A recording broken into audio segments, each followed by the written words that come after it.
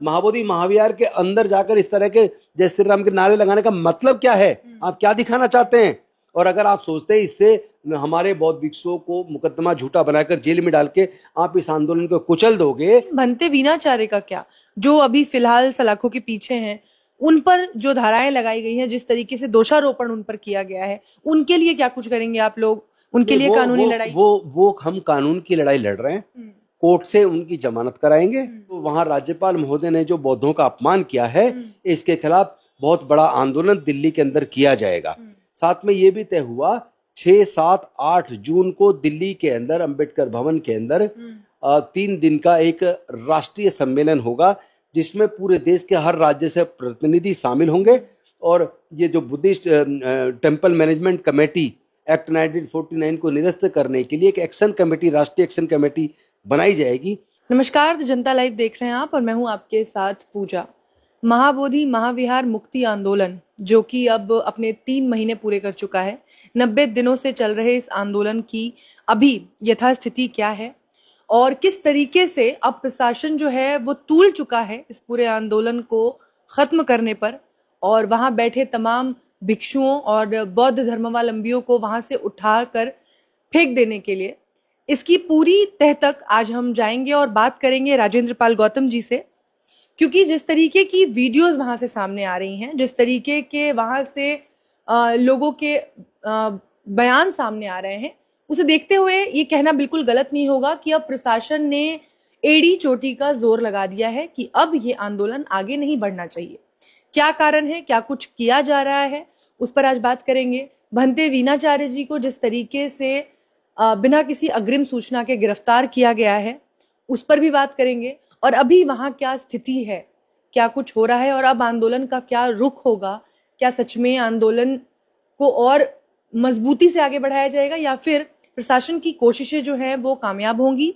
दूसरी तरफ वहां के जो गवर्नर हैं आरिफ मोहम्मद खान, उनकी जो फोटो सोशल मीडिया पर वायरल हो रही है, जिस तरीके से वहां वो पूजा पांड और कर्मकांड जिसका विरोध हो रहा है पिछले 90 दिनों से, वो करते नजर आ रहे हैं, उस पर भी बात करेंगे। तो सबसे पहले सर सीधी बात करते हैं कि जो तस्वीरें वहां से सामने आई जी, और जिस तरीके से भंते वीणाचार्य जी को पुलिस ने बर्बरता के साथ गिरफ्तार कर लिया है, एक एफआईआर की कॉपी महज मिली है। वो महिलाओं के समर्थन में वहां पहुंचे थे, जिन महिलाओं के साथ वहां बर्बरता हो रही थी, दुर्व्यवहार हो रहा था, उन्हें बचाने के लिए, देखने भर के लिए वो वहां पहुंचे मंदिर परिसर में। तो क्या अब वहां भंते जो हैं, बौद्ध धर्मावलंबी हैं, क्या अब वो मंदिर परिसर के अंदर भी नहीं जा सकते?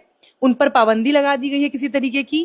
क्या वो दर्शन करने के लिए या किसी भी कारणवश अंदर जाना उनका एकदम गुनाह हो गया? अगर वो जाएंगे तो इसी तरीके से प्रशासन उन्हें बिना किसी सूचना के गिरफ्तार कर लेगी।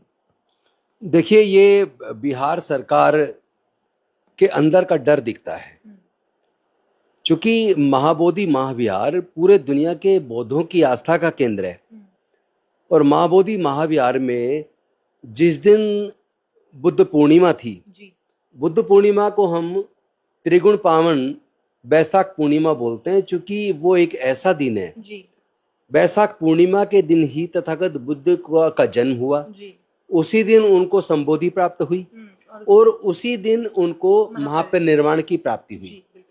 तो इस दिन को, बैसाख पूर्णिमा को, बुद्ध पूर्णिमा को पूरे दुनिया के लोग त्रिगुण पावन बैसाख पूर्णिमा के रूप में मनाते हैं। और महाबोधि महाविहार के अंदर पूरे दुनिया से बौद्ध धर्म को मानने वाले लोग आस्थावश वहां आते हैं। उस दिन भी पूरे भारत के कोने कोने से और दुनिया के अनेकों देशों से लोग आए हुए थे, जो महाबोधि महाविहार में अंदर दर्शन के लिए जा रहे थे। जो मुझे सूचना मिली है वो ये है कि वहां कुछ लोग आए और उन्होंने, उनके हाथ में शायद डंडे भी रहे होंगे जो बताया गया है, और वो जय श्री राम का नारा उन्होंने वहां लगाना शुरू कर दिया। एक तरीके से देखा जाए तो एक विरोधी विचारधारा के लोग जानबूझकर षड्यंत्र के तहत सरकार के इशारे पर गुंडागर्दी करते हुए महाबोधि महाविहार के अंदर घुसे और उन्होंने वहां दंगे का प्रयास किया, महिलाओं के साथ अभद्रता की। और जो सूचना भंते वीणाचार्य जी को मिली, वो वहां गए होंगे, उल्टा उनके खिलाफ मुकदमा दर्ज कर लिया गया और उनको गिरफ्तार करके कल जेल भेज दिया। और सबसे ज्यादा मजे की बात यह है उनके खिलाफ अटेम्प्ट टू मर्डर का केस लगाया है। अटेम्प्ट टू मर्डर का केस लगता कब है? मैं एक वकील होने के नाते मैं पूछना चाहता हूं बिहार की सरकार से, ऐसा कौन सा औजार हथियार का इस्तेमाल हुआ, कौन सी चोट आई है कंप्लेनेंट को जिसमें तीन जो अटेम्प्ट टू मर्डर का केस बनता हो? उनके खिलाफ वहां चोरी का भी मुकदमा उसी में दर्ज है, अनलॉफुल असेंबल होकर और राइटिंग का यानी दंगे करने का भी केस है, और अनेकों धाराएं उसमें लगाई गई हैं, और धमकी का भी केस है।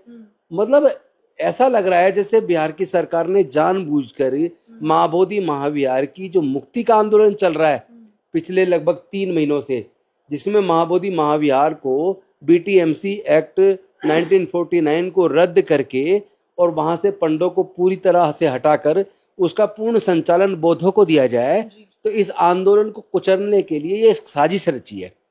बल्कि मुकदमा तो सही बताऊं, कानून के हिसाब से देखा जाए तो मुकदमा दर्ज होना चाहिए गया के डीएम के खिलाफ, मुकदमा दर्ज होना चाहिए वहां की पुलिस के खिलाफ, मुकदमा दर्ज होना चाहिए वहां के राज्यपाल के खिलाफ, मुकदमा दर्ज होना चाहिए वहां के प्रशासन के खिलाफ, मुकदमा दर्ज होना चाहिए वहां के कमिश्नर के खिलाफ, मुकदमा होना चाहिए बीटीएमसी के मेंबर्स के खिलाफ, उन मेंबर्स के खिलाफ। चूंकि महाबोधि महाविहार के अंदर जब राज्यपाल जाते हैं, बुद्ध पूर्णिमा के दिन जाते हैं, तो बुद्ध पूर्णिमा के दिन जाने के बाद वहां आखिर वो पंडों से वहां श्लोकों का उच्चारण करते हुए, संस्कृत में उच्चारण करते हुए आखिर वो पूजा किसकी कर रहे हैं? और पीठ कर रखी है तथागत बुद्ध की तरफ। पूजा उस जगह की कर रहे हैं जिस जगह कभी बुद्ध का एक छोटा स्तूप हुआ करता था और उसके ऊपर बुद्ध की मूर्ति थी। मेरे पास 100 साल पुराना उस जगह का फोटो है जब नेपाल का राज परिवार वहां आया था। मैं वो फोटो आपको दिखाना चाहता हूं, आप वो फोटो देखिए। ये वो फोटो है। इस फोटो के अंदर आप देख सकते हैं ये बुद्ध की बड़ी प्रतिमा है और उसके सामने ये एक स्तूप था गोल, इसके ऊपर ये इस तरह शिला थी जिसके ऊपर बुद्ध की प्रतिमा थी, जो उस वक्त तोड़ दी गई। अब यहाँ कोई स्तूप नहीं बचा है और वो फ्लैट है, एकदम फर्श के साथ एकदम फ्लैट है। जिस जगह पर वहां बुद्ध की प्रतिमा की तरफ पीठ करके और राज्यपाल महोदय इस जगह की पूजा अर्चना कर रहे हैं, वहां फूल डले हुए हैं और वहां पे जो ब्राह्मण हैं वो मंत्रोच्चारण कर रहे हैं। तो बौद्धों की आस्था के केंद्र में घुस के ये आखिर कर क्या रहे हैं राज्यपाल महोदय? उसमें डीएम वहां क्या कर रहे हैं, बीटीएमसी के मेंबर्स क्या कर रहे हैं, कमिश्नर क्या कर रहे हैं, वहां का पुलिस प्रशासन उसके अंदर क्या कर रहा है? आप उस वीडियो को आप देख सकते हैं, वो वीडियो काफी वायरल है कि आखिर महाबोधि महाविहार पर बुद्ध पूर्णिमा के दिन जब पूरी दुनिया के बौद्ध लोग आए हुए अपने आस्था बसमाए हुए हैं और वहां आप शिवलिंग कह के उसकी पूजा कर रहे हैं, आप तो बौद्धों का अपमान कर रहे हैं। मैं पूछना चाहता हूं राज्यपाल महोदय से, बिहार की सरकार से, क्या वो राम मंदिर के अंदर जाकर राम की प्रतिमा की तरफ पीठ करके क्या वो नमाज पढ़ सकते हैं? क्या वो करने देगा कोई? और बाई चांस ऐसा कर दिया तो क्या पूरे देश में दंगे नहीं हो जाएंगे? शर्म नहीं आती इन लोगों को? ऐसे करने की क्या जरूरत थी? कौन सी मजबूरी थी? और जिसको शिव की पूजा ही करनी है, शिवलिंग की, तो शिव मंदिर में चला जाए, महाकाल में चला जाए, देश में अनेकों मंदिर बने वहां चला जाए। लेकिन महाबोधि महाविहार के अंदर आकर इस तरह करने का मतलब है वो पूरे बौद्धों को, पूरी दुनिया के बौद्धों का अपमान कर रहे हैं, बौद्धों की आस्था के साथ खिलवाड़ कर रहे हैं और बौद्ध लोगों को उकसाने का प्रयास कर रहे हैं। यानी वो दंगे कराने का प्रयास कर रहे हैं, शासन खुद दंगे कराने का प्रयास कर रहा है और उल्टे जो भत्ते विनाचार्य उनके खिलाफ मुकदमा बनाकर इतनी संगीन धाराओं में उसमें उनको गिरफ्तार कर लिया। ये तो मतलब शर्म की बात है। अगर वो सोचते हैं, बिहार की सरकार ऐसा सोचती है, इसमें तो पहले तो गया के डीएम को तुरंत बर्खास्त कर देना चाहिए, उनको शोकोज नोटिस देकर पहले निलंबित करना चाहिए, उनसे सवाल पूछ जवाब मांगा जाना चाहिए, शोकोज दिया जाना चाहिए, उसके बाद जांच करके उनको बर्खास्त करना चाहिए। सवाल यही है कि सवाल कौन पूछेगा और किससे पूछेगा, क्योंकि दोनों तरफ अगर आप बात कर रहे हैं, राज्यपाल जो पहुंचे हैं, जिस कर्मकांड के खिलाफ, जिस पूजा पद्धति के खिलाफ आप लोग लगातार प्रदर्शन कर रहे हैं कि महाबोधि महाविहार को उससे मुक्त कराया जाना चाहिए, उसी चीज को वहां प्रदर्शित किया जा रहा है और कोई और नहीं कर रहा है। बिहार के राज्यपाल कर रहे हैं, गवर्नर कर रहे हैं, जो कि केंद्र को रिप्रेजेंट करते मैं हैं। कहता हूं बिहार की सत्ता कर रही है, और जिनकी सत्ता वो वही लोग हैं जो वहां पे जय श्री राम का नारा लगा रहे हैं। वही लोग हैं जो ग्वालियर हाई कोर्ट की जो पीठ में डॉक्टर बाबा साहेब अम्बेडकर की प्रतिमा लगने वाली थी, और वहां जो एडवोकेट जय जय जय श्री राम का नारा लगा रहे हैं। अरे बाबा साहब, एक तरफ भारतीय जनता पार्टी कहती है हम डॉक्टर बाबा साहेब अम्बेडकर जी का सम्मान करते हैं, हमने उनके 5 तीर्थ बनाए, और वही उन्हीं के लोग वहां डॉक्टर बाबा साहेब अम्बेडकर जी की प्रतिमा का विरोध जय श्री राम का नारा लगा के कर रहे हैं। हमने देखा गांव देहात के अंदर, पूरे देश के अंदर जो लोग आस्थावश श्रद्धावश करते हैं वो राम राम करते हैं। जो जय श्री राम करते हैं इस पे तो पूरा जो ये केवल आरएसएस के बीजेपी के लोग जय श्री राम करते हैं, बाकी पूरे देश के लोग राम राम करते हैं। इसका मतलब जय श्री राम का नाम करने वाले लोग नफरती लोग हैं, गुंडे लोग हैं, और ये वही लोग हैं जो डॉक्टर बाबा साहेब अम्बेडकर से भी नफरत करते हैं, जो भारत के संविधान से भी नफरत करते हैं। ये वही लोग हैं, जब doctor Baba Saheb Ambedkar Hindu code bill लेकर आए थे, उस वक्त इन्होंने दिल्ली के रामलीला मैदान के अंदर संविधान को भी जलाया था, डॉक्टर बाबा साहेब अम्बेडकर का और नेहरू जी का अपमान किया था। तो यही लोग हैं जो बाबा साहेब से भी नफरत करते हैं, बुद्ध से भी नफरत करते हैं, संविधान से भी नफरत करते हैं, और अक्सर जहां भी देखेंगे जहां वो दंगे करते हैं इस तरह के नारे वो लगाते हैं। तो उनके खिलाफ आखिर बिहार का प्रशासन बताए, बिहार की सरकार बताए, उन गुंडों के खिलाफ आपने क्या कार्रवाई की? महाबोधि महाविहार के अंदर जाकर इस तरह के जय श्री राम के नारे लगाने का मतलब क्या है? आप क्या दिखाना चाहते हैं? और अगर आप सोचते हैं इससे हमारे बौद्ध भिक्षुओं को मुकदमा झूठा बनाकर जेल में डाल के आप इस आंदोलन को कुचल दोगे, इससे बीटीएमसी एक्ट 1949 को रद्द करने की मांग खत्म हो जाएगी, ये आंदोलन खत्म हो जाएगा, ये आपकी गलतफहमी है। ये पूरे देश का अब और भी ज्यादा बड़ा आंदोलन बनेगा, पूरे दुनिया के बौद्ध लोग इससे जुड़ेंगे, और केंद्र की सरकार को अल्टीमेटली डिसीजन लेना पड़ेगा और इस एक्ट को रद्द करना पड़ेगा, चाहे बिहार की सरकार करे या केंद्र सरकार करे। ये आंदोलन तो अब रुकने वाला नहीं है। जो हथकंडे बिहार की सरकार अपनाना चाहती है वो अपना ले, लेकिन ये आंदोलन अब नहीं रुकेगा। सर, एक सवाल ये है कि 12 मई को एक बड़े जन आंदोलन का आप लोगों ने आह्वान किया था। आपने कहा था कि 12 मई को 12 लाख जो बौद्ध धर्मावलंबी हैं वो पहुंचेंगे बौद्ध गया की धरती पर, और उसके बाद इस पूरे आंदोलन को और मजबूती के साथ लड़ा जाएगा। उसके बाद से 12 तारीख की रात से ये जो घटनाएं हैं एक के बाद एक घटित हो रही हैं। तो कहीं ना कहीं अगर हम इसके डॉट्स को कनेक्ट करें तो कहीं ऐसा तो नहीं है कि वो जो 12 लाख का आपने आह्वान किया था और जिस तरीके की, हालांकि स्थितियां अलग हो गई, उसके बाद तमाम लोग शायद नहीं पहुंच पाए, लेकिन उसके बाद भी जो वहां भीड़ गई थी, जो लोग वहां एकत्रित हुए थे, कहीं उसको देखते हुए तो ये सब नहीं किया गया? नहीं, मैं आपको बता दूं 12 लाख से भी ज्यादा लोग आने वाले थे, लेकिन इन लोगों ने, जो हमारे जो साथी वहां धरने स्थल पर बैठे थे, उनको 2 दिन पहले बुलाकर डराया और धमकाया, और उनको उस आंदोलन को ये कहते हुए कि पाकिस्तान के साथ युद्ध चल रहा है, आप इसको इमीडिएटली खत्म कीजिए और बाद में कर लेना, ये कह के उनको किसी तरह तोड़ने की कोशिश की, उनसे लिखित में ले लिया और ये अनाउंस करवा दिया कि आंदोलन अब स्थगित हो गया है। तो मेरे पास इस बात की सूचनाएं हैं अलग अलग राज्यों से, जिन लोगों ने अपनी टिकटें, ट्रेन की टिकटें और प्लेन की टिकटें या बसें बुक कर रखी थी, आने वाले थे बड़ी मात्रा में, उन लोगों ने बहुत बड़ी मात्रा में अपने टिकटें कैंसिल कराई हैं, लेकिन उसके बाद भी वहाँ कई लाख लोग पहुंचे हैं। सुबह से देर रात तक लोगों का आना जाना लगा रहा, और धरना स्थल पर भी आंदोलन में उस दिन बहुत भारी भीड़ थी।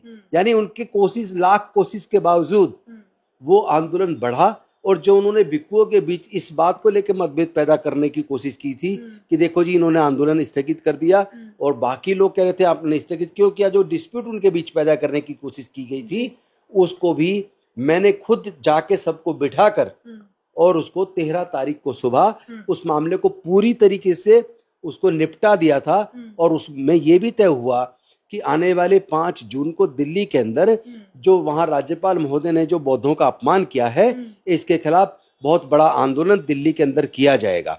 साथ में ये भी तय हुआ 6, 7, 8 जून को दिल्ली के अंदर अंबेडकर भवन के अंदर 3 दिन का एक राष्ट्रीय सम्मेलन होगा, जिसमें पूरे देश के हर राज्य से प्रतिनिधि शामिल होंगे, और ये जो Buddhist temple management committee act 1949 को निरस्त करने के लिए एक एक्शन कमेटी, राष्ट्रीय एक्शन कमेटी बनाई जाएगी, जिसमें हर स्टेट से प्रतिनिधि लिए जाएंगे। सबसे चर्चा के बाद 3 दिन के अधिवेशन में हम लोग एक नई कमेटी पूरे देश का इस आंदोलन को आगे कैसे बढ़ाया जाए, बौद्ध धर्म का प्रचार प्रसार कैसे हो, बौद्ध साहित्य का सृजन कैसे हो, इन तमाम मुद्दों पर आगे बढ़ने के लिए एक एक्शन कमेटी का हम लोग गठन करेंगे। ये सारी बात सर्वसम्मति से, यानी एक भी व्यक्ति इस प्रस्ताव के खिलाफ नहीं था, सर्वसम्मति से इसको पास कराने के बाद ही 13 तारीख को मैं वहां से आया हूं। हम लोग संविधान को मानने वाले लोग हैं। इसका मतलब ये नहीं है कि बिहार की सरकार ये मान ले कि बौद्ध लोग शांति प्रिय होते हैं और ये कोई विरोध नहीं करेंगे, कुछ नहीं करेंगे, आप इनको कुचल दोगे। हम लोग डरने वाले नहीं है। बिहार की सरकार जो भी हथकंडे अपनाना चाहती है अपना ले। जब तक बीटी एक्ट 1949 एक्ट रिपील नहीं हो जाता, हमारा आंदोलन दिन प्रतिदिन बढ़ता जाएगा, ये रुकेगा नहीं। सुप्रीम कोर्ट में भी लड़ेंगे और सड़क पे भी लड़ेंगे और आने वाले बिहार के चुनाव में बिहार की उस सत्ताधारी पार्टी को वोट की चोट भी देंगे। सर, एक अहम सवाल ऐसे में ये हो जाता है कि भंते वीणाचार्य, जिन पर इतनी संगीन धाराएं लगाई गई हैं, इतनी संगीन आरोप उन पर लगाए गए हैं बिना किसी वजह के। नहीं, ये डराने की कार्रवाई है ताकि ये लोग विड्रॉ कर जाएं और आंदोलन स्थगित हो जाए। लेकिन उनके लिए जेल में डाल लें, मुकदमे बना लें, जो चाहे कर लें, ये आंदोलन अब रुकेगा नहीं। आप हमें जेल में डालना है, डाल लीजिए। ये आपने जो बताया, ये तो आंदोलन का भविष्य आपने बताया कि क्या क्या आप लोग करने वाले हैं, किस तरीके से रणनीतियां जो है वो बदली जाएंगी और आंदोलन को भी अब हम बदले स्वरूप में देखेंगे। लेकिन भंते वीणाचार्य का क्या, जो अभी फिलहाल सलाखों के पीछे हैं, उन पर जो धाराएं लगाई गई हैं, जिस तरीके से दोषारोपण उन पर किया गया है, उनके लिए क्या कुछ करेंगे आप लोग? उनके लिए कानूनी लड़ाई? वो हम कानून की लड़ाई लड़ रहे हैं।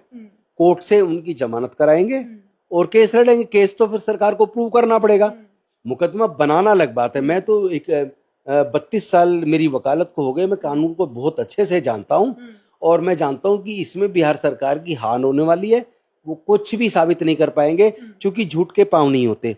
सच में अगर कुछ होता है तो उसको तो साबित किया जा सकता है, लेकिन जो झूठे आरोप है उसको साबित आखिर किस आधार पे करेंगे? लेकिन सर, उसमें फिर समय कितना लगेगा, इसकी भी तो कोई गारंटी नहीं है। तो कानूनी लड़ाई ही लड़ेंगे। जो कर सकती है वो करे और हम लोग कानून के तरीके से भी लड़ेंगे और सामाजिक और राजनीतिक आंदोलन के तरीके से भी लड़ेंगे। जो हम कर सकते हैं कानूनी तौर पर, हम करेंगे। चलिए, बहुत बहुत शुक्रिया सर, इन तमाम मुद्दों पर हमसे विस्तृत तौर पे बातचीत करने के लिए। आपका बहुत बहुत धन्यवाद। शुक्रिया।